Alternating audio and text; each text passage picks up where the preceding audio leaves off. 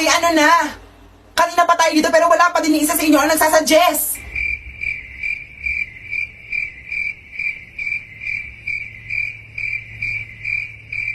Huy, please, magsalita naman kayo. Napapagod na ako. Group nyo na lang walang naumpisahan. Maawa naman kayo kay Mimi. Hindi naman siya yung leader. Ha? Sino ba? Mela, gumalaw-galaw ka naman. Sorry, bobo ako. Totoo nga. Kung anong maisip mo, Mini, yun na lang gawin natin. Ha? Oo, ganun na lang. Para matapos na. Hindi pwede yun. Kailangan ko din yung ideas nyo. Chill mo lang. Mini, okay ka lang? Hindi, te. Ang nanonchalant naman ang kagroup ko. Kasawa.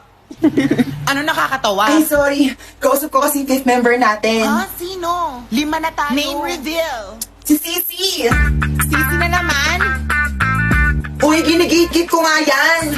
Sorry, Mimi, kung nonchalant kami, pero nakakapag-isip kasi kami kapag wala ka. Ha? Anong ibig yung sabihin? Kagaya nito, mas gusto ko kausap si Sisi kasi mas nakakapag-brainstorm kami ng ideas kung paano sisimulan ng isang activity.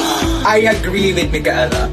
We enjoy working on our own, kaya mas creative and productive kami with Cici as our fifth member. Ha? Paano si Sisi helps us to elaborate our ideas, arrange our suggestions, and make our works better.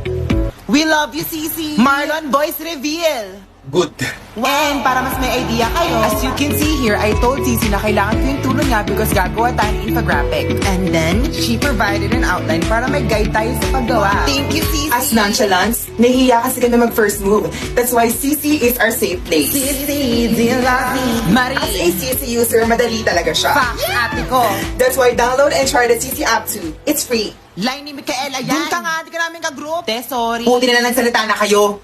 Paano ko na mag-individual kanina? O edi go. Sino tinatakot mo?